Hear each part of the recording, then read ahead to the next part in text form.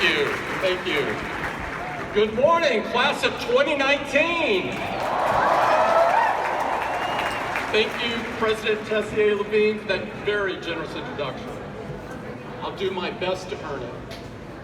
Before I begin, I want to recognize everyone whose hard work made this celebration possible, including the groundskeepers, ushers, volunteers, and crew.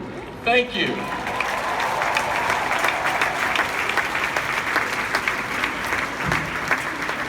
I am deeply honored and frankly a little astonished to be invited to join you for this most meaningful of occasions. Graduates, this is your day, but you didn't get here alone. Family and friends, teachers, mentors, loved ones, and of course your parents all work together to make you possible, and they share your joy today. Here on Father's Day, let's give the dads in particular a round of applause.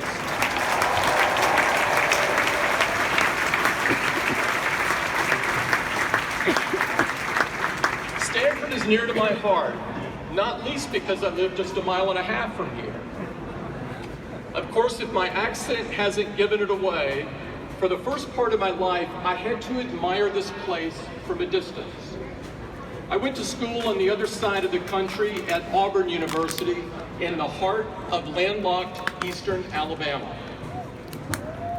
You may not know this, but I was on the sailing team all 4 years. It wasn't easy. Back then, the closest marina was a 3-hour drive. For practice, most of the time, we had to wait for a heavy rainstorm to flood the football field. And tying knots is hard. Who knew? Yet somehow, against all odds, we managed to beat Stanford every time. We must have gotten lucky with a win. Kidding aside, I know the real reason I'm here, and I don't take it lightly. Stanford and Silicon Valley's roots are woven together. We're part of the same ecosystem. It was true when Steve stood on the stage 14 years ago. It's true today, and presumably it'll be true for a while longer still. The past few decades have lifted us together. But today, we gather at a moment that demands some reflection. Fueled by caffeine and code, optimism and idealism, conviction and creativity, generations of Stanford graduates and dropouts have used technology to remake our society. But I think you would agree that lately, the results haven't been neat or straightforward. In just the 4 years that you've been here at the farm, things feel like they've taken a sharp turn. Crisis has tempered optimism. Consequences have challenged idealism. And reality has shaken blind faith. And yet we are still drawn here. For good reason. Big dreams live here, as do the genius and passion to make them real. In an age of cynicism, this place still believes that the human capacity to solve problems is boundless.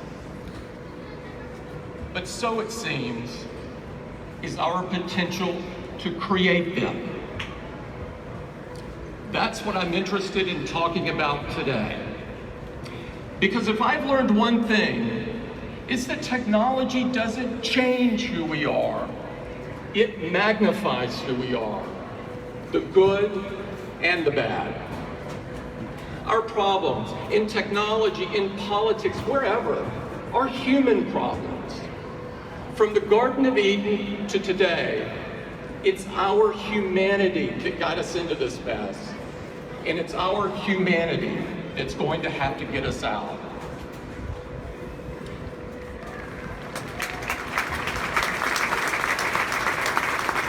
First things first, and what you create define who you are. It feels feels a bit crazy that anyone should have to say this. But if you built a chaos factory, you can't dodge responsibility for the chaos. Taking responsibility means having the courage to think things through. And there are few areas where this is more important than privacy. If we accept as normal and unavoidable that everything in our lives can be aggregated, sold, or even leaked in the event of a hack, then we lose so much more than data. We lose the freedom to be human. Think about what's at stake. Everything you write, everything you say, every topic of curiosity, every stray thought, every impulsive purchase, every moment of frustration or weakness, every gripe or complaint, every secret shared in confidence. In a world without digital privacy, even if you have done nothing wrong other than think differently, you begin to censor yourself. Not entirely at first, just a little, bit by bit. To risk less, to hope less, to imagine less, to dare less, to create less, to try less, to talk less, to think less. The chilling effect of digital surveillance is profound, and it touches everything. What a small, unimaginative world we would end up with. Not entirely at first, just a little, bit by bit. Ironically, it's the kind of environment that would have stopped Silicon Valley before it had ever gotten started. We deserve better. You deserve better. If we believe that freedom means an environment where great ideas can take root, where they can grow and be nurtured without fear of irrational restrictions or burdens, then it's our duty to change course. Because your generation ought to have the same freedom to shape the future as the generation that came before. Graduates, at the very least, learn from these first. Learn to take responsibility.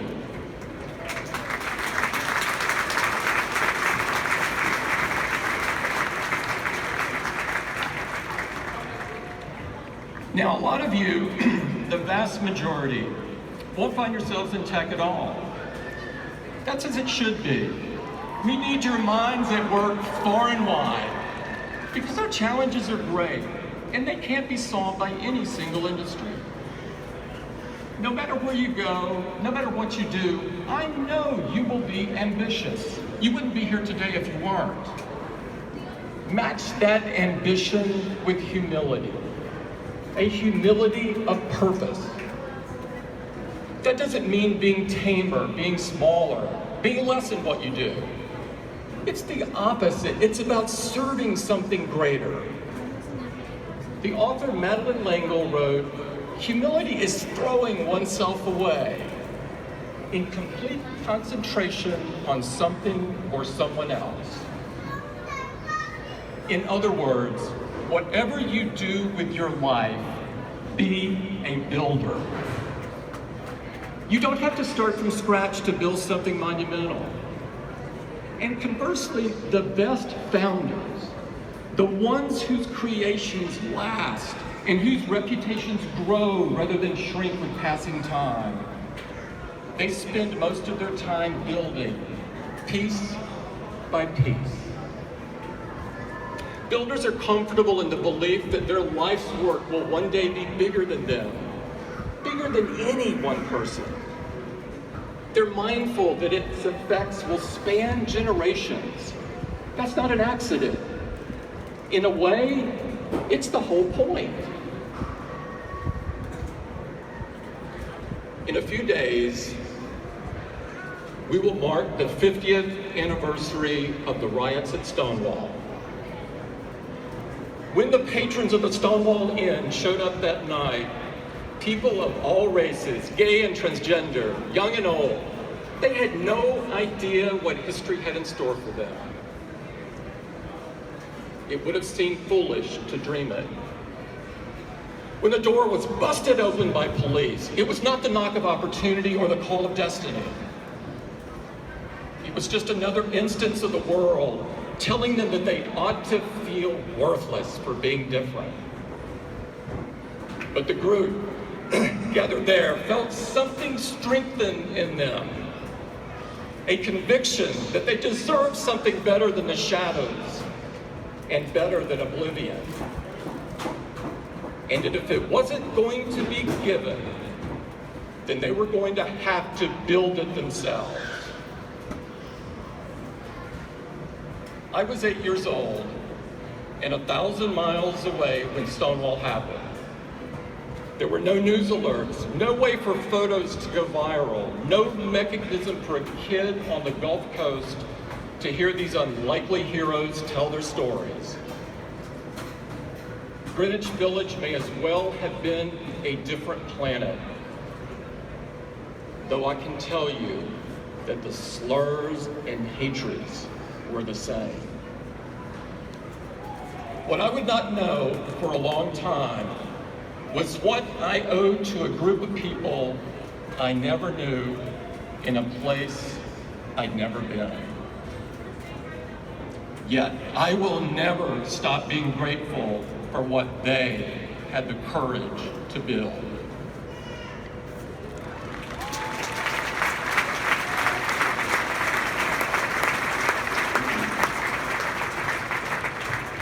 Graduates, being a builder is about believing that you cannot possibly be the greatest cause on this earth because you aren't built to last.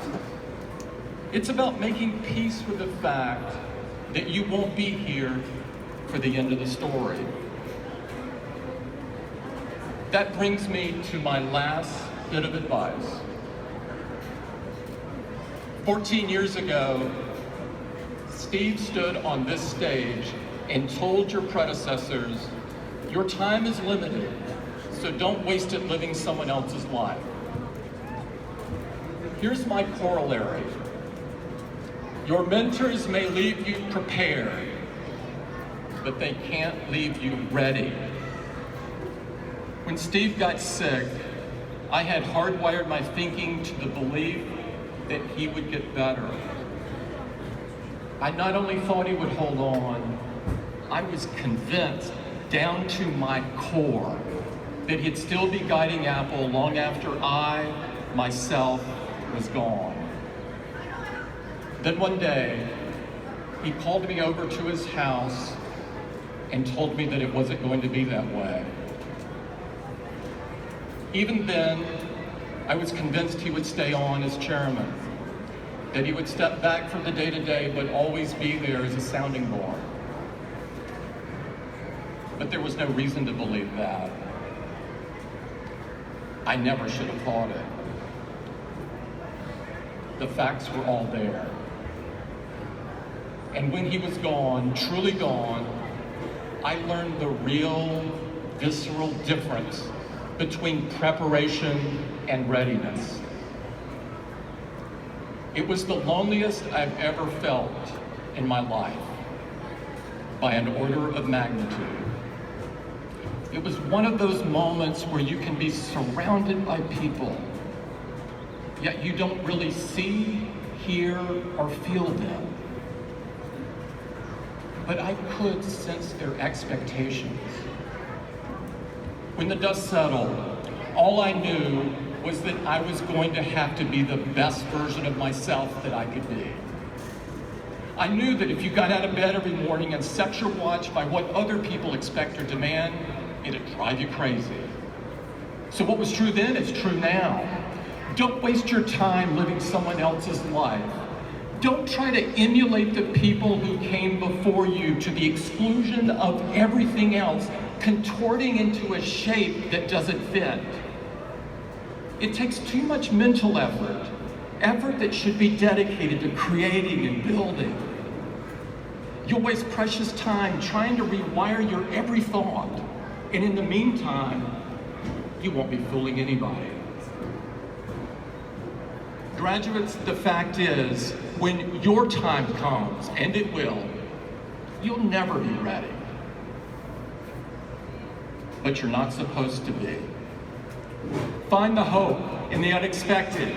Find the courage in the challenge. Find your vision on the solitary road.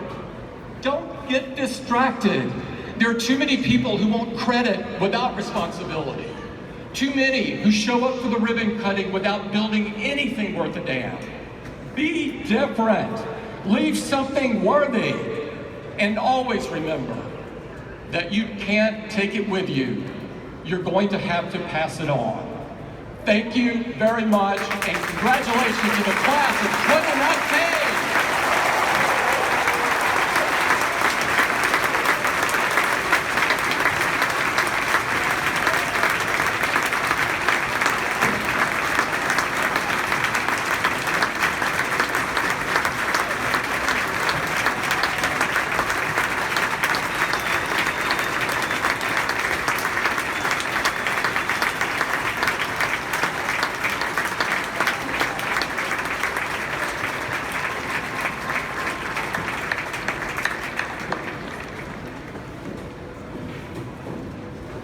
Thank you so much, Tim, for those powerful words. We really appreciate so much you being here and part of this celebration today.